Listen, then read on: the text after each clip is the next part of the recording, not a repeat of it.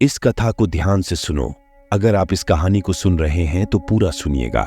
इस कथा को आधा अधूरा छोड़कर जाने की गलती मत करना, क्योंकि इस पवित्र कथा को पूरा सुनने से आपको मनचाहा फल की प्राप्ति होगी। इसीलिए इस पवित्र कथा को ध्यान से सुने। अगर आप भोलेनाथ के भक्त हैं तो उनका अनादर न करें।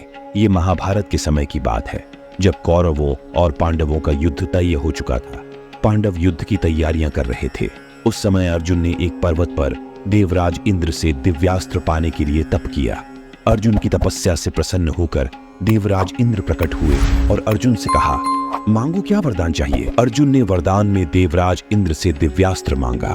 तब देवराज इंद्र ने अर्जुन से कहा कि मुझसे दिव्यास्त्र प्राप्त करने से पहले तुम्हें शिव जी को प्रसन्न करना चाहिए। इंद्र की ये बात सुनकर अर्जुन ने शिव जी को प्रसन्न करने के लिए तप करना शुरू कर दिया।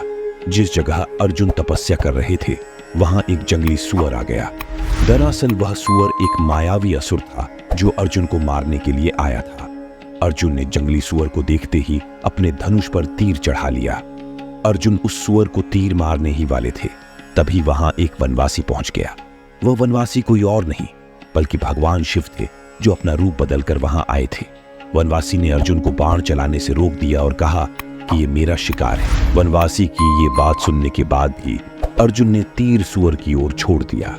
वनवासी ने भी एक तीर सुअर को मारा। अर्जुन और वनवासी के तीर एक साथ उस सुअर को लगे। सुअर तो मर गया, लेकिन अर्जुन और वनवासी के बीच विवाद शुरू हो गया। वनवासी कहता है, इस सुअर को मैंने मारा है, तो अर्जुन भी कहता है कि इस सुअर को मैंने मारा है। दोनों ही उस सुअर पर अपना अपना हक जताने लगे। बात इतनी बढ़ गई कि दोनों के बीच युद्ध शुरू हो गया। बहुत कोशिशों के बाद भी अर्जुन उस वनवासी को पराजित नहीं कर पा रहे थे। तभी अर्जुन को वनवासी के तीर का एक प्रहार लगा तो वे समझ गए कि ये कोई सामान्य व्यक्ति नहीं है। अर्जुन ने युद्ध रोककर मिट्टी का एक शिवलिंग बनाया और उस पर एक माला चढ़ाई। अर्जुन ने देखा कि जो माला शिवलिंग पर चढ़ाई है वह उस वनवासी के गले में दिखाई दे रही है। अर्जुन को समझ आ गया कि ये वनवासी कोई और नहीं बल्कि स्वयं भगवान शिव हैं और अपना रूप बदलकर यहाँ आए हैं। इसके बाद अर्जुन ने शिव जी की पूजा की। शिव जी भी अर्जुन के पराक्रम से प्रसन्न हुए।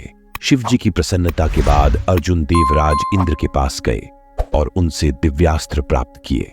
शिव जी ने अर्जुन को समझाया था कि कभी भी किसी को छोटा नहीं समझना चाहिए और अपनी शक्तियों पर, अपनी ताकत पर कभी भी घमंड नहीं करना चाहिए।